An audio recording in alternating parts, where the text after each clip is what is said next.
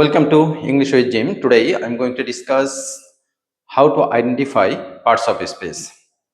আমরা same parts of স্পিচকে বিভিন্ন সেন্টেন্সে বিভিন্নভাবে পাবো। এই বিষয়গুলো কিভাবে আমরা আইডেন্টিফাই করতে পারি তা সেন্টেন্সে আমি ব্যাখ্যা করব।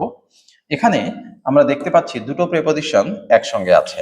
দুটো প্রিপজিশন একসঙ্গে থাকলে নরমালি আগেরটি অ্যাডভার্ব হয়, আর যারা মিনিং বুঝতে পারে তাদের জন্য মেসেজ হলো যে এখানে অ্যাবাউট ভার্বকে মডিফাই করে অ্যাডভার্ব।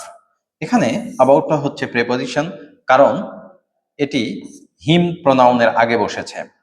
এখানে অ্যাবাউট অ্যাডভার্ব, কারণ এটি টু অ্যাডজেক্টিভকে মডিফাই করছে।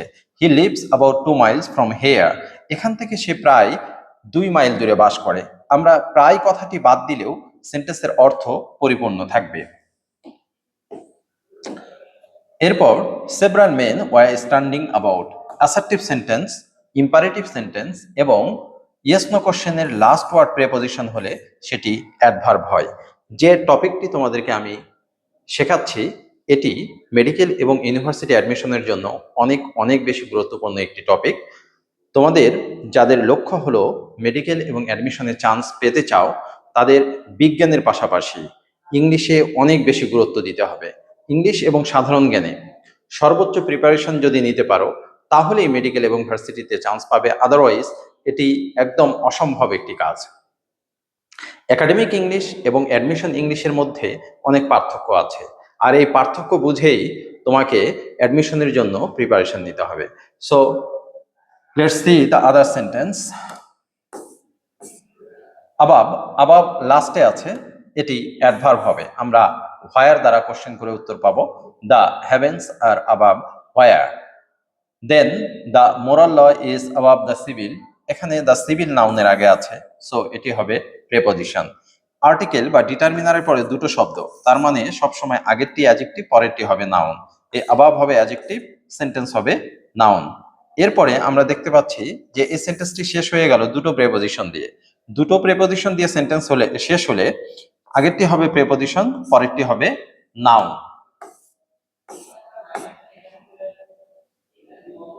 অ্যাডভার্ব, দেখো যে আফটার সেন্টেন্সের শেষে আছে, শেষে বসে এটি এই ভার্বকে মডিফাই করে হয়ে গেল অ্যাডভার্ব। এবং এই মেসেজটি এভাবে মনে রাখতে পারো যে অ্যাসার্টিভ সেন্টেন্স, ইম্পারেটিভ সেন্টেন্স এবং ইয়েস নো কোশ্চেনের লাস্ট ওয়ার্ড যদি প্রিপজিশন হয় তাহলে তা অ্যাডভার্ব হয়, বিকজ লাস্টে বসে এই প্রিপজিশন ভার্বকে মডিফাই করে। এই কারণে এটিকে আমরা অ্যাডভার্ব বলবো।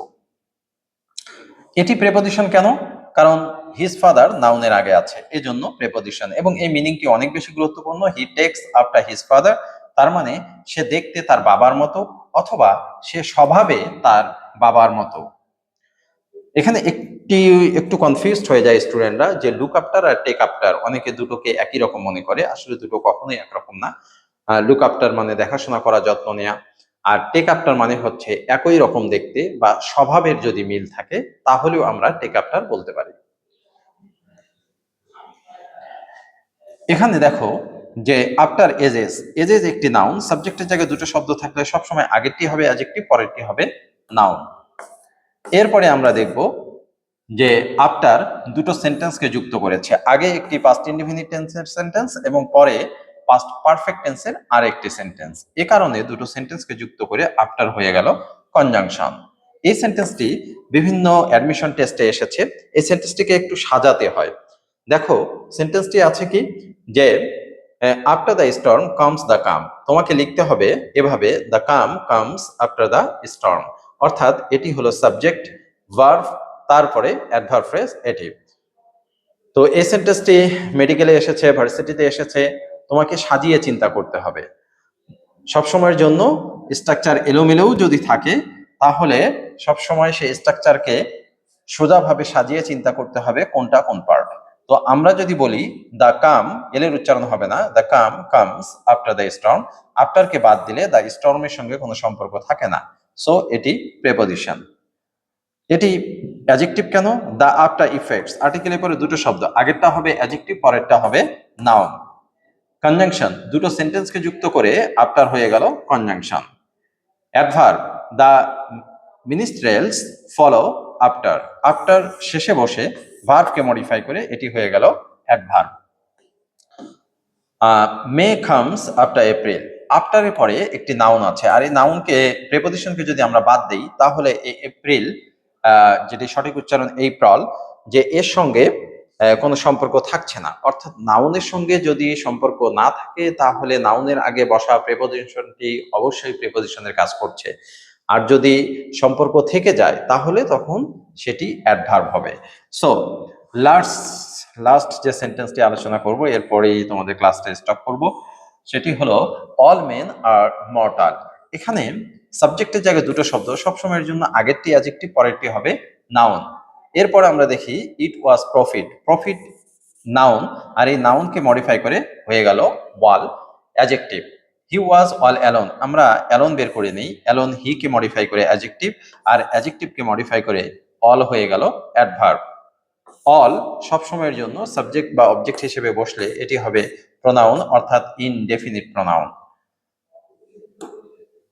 ডিটারমিনার যেগুলো আছে, যেমন মাই, আওয়ার, ইওর, হিজ, হার, দেয়ার, এই পসেসিভ গুলোর পরে সবসময়ের জন্য একটি শব্দ থাকলে সেটি নাউন হবে। সো অল এখানে নাউনের কাজ করছে, জাস্ট লাইক হিজ ফাদার, তাহলে হিজের পরে হিজ ফাদার আছে, ফাদার কি নাউন। হিজ বুক, বুক কি নাউন। আমরা যদি বলি হিজ রেড বুক, তাহলে অ্যাডজেক্টিভ আর নাউন হবে। এই পসেসিভ গুলোর পরে একটি শব্দ থাকলে নাউন, দুটো হলে অ্যাডজেক্টিভ আর নাউন, আর তিনটি হলে adverb, adjective, noun. So be careful about it. এরপরে দেখো যে সাবজেক্টের জায়গায় দুটো শব্দ আছে, তার মানে আগেরটি অ্যাডজেক্টিভ, পরেরটি নাউন। যে কথাটি আমি বলে আসলাম, উপরে কথা বলেছি যে সাবজেক্টের জায়গায় দুটো শব্দ থাকলে আগেরটা অ্যাডজেক্টিভ, পরেরটা নাউন হবে। এখানে দেখো যে অল সাবজেক্ট হিসেবে আছে, তার মানে অল হবে প্রোনাউন, এবং অবজেক্ট হিসেবে থাকলেও প্রোনাউন। এখানে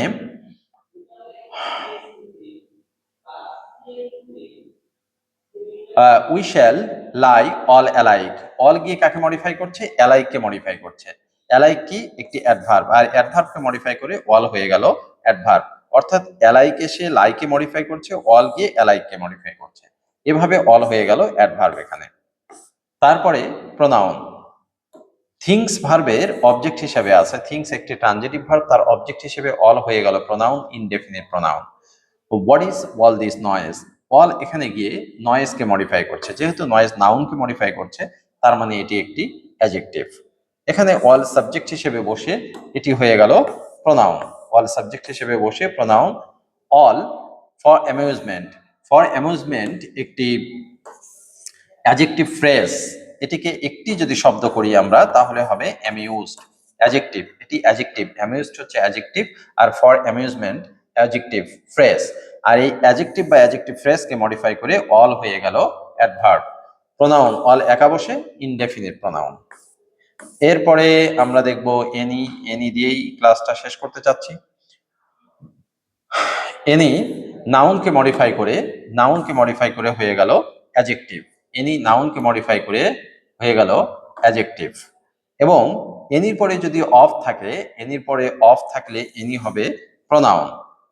এই সেন্টেন্সটি আমরা দেখি, is that any better, better কাকে মডিফাই করছে, দ্যাটকে, দ্যাট কি একটি প্রোনাউন, যেহেতু প্রোনাউনকে মডিফাই করছে তার মানে এটি হয়ে গেল, প্রোনাউনকে মডিফাই করে এটি হয়ে গেল অ্যাডজেক্টিভ, এবং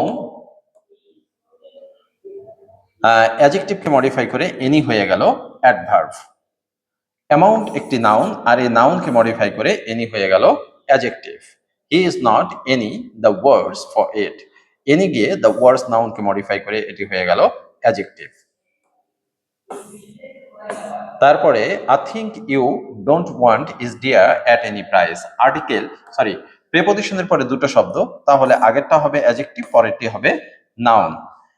যে টপিকগুলো আমি আলোচনা করলাম, ট্রাই টু আন্ডারস্ট্যান্ড দ্যাট, কারণ পার্টস অফ স্পিচ আইডেন্টিফাই যদি সঠিকভাবে বুঝতে না পারো তাহলে অ্যাডমিশনে ভালো করা একটু কঠিন হয়ে দাঁড়ায়। এছাড়া পার্টস অফ স্পিচ থেকে সরাসরি কোশ্চেন আসে, so be careful about it, try to understand.